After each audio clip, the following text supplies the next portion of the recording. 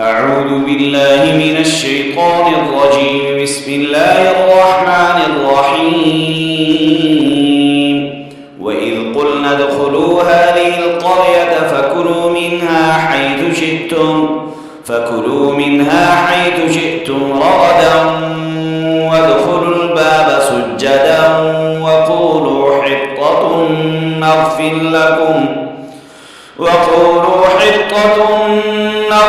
لكم خطاياكم وسنزيد المحسنين. فبدل الذين ظلموا قولا غير الذي قيل لهم فأنزلنا على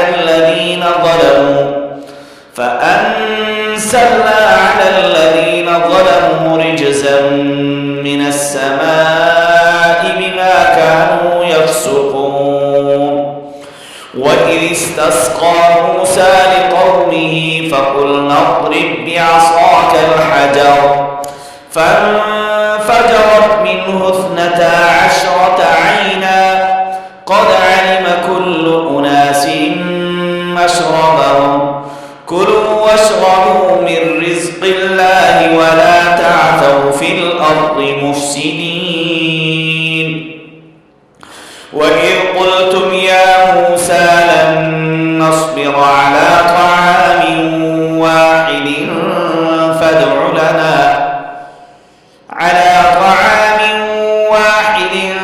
فادع لنا ربك يخرج لنا مما تنبت الأرض من بقلها وقثائها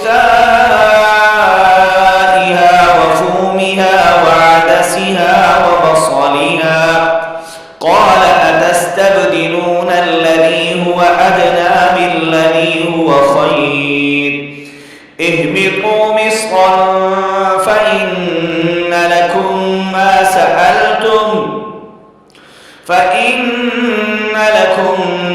سألتم وضربت عليهم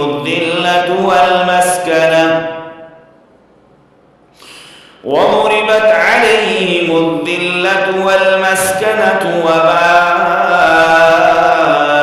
بغضب من الله ذلك بأنهم كانوا يكفرون بآيات الله ويقتلون النبيين بغير الحق ذلك بما عصوا وكانوا يعتدون.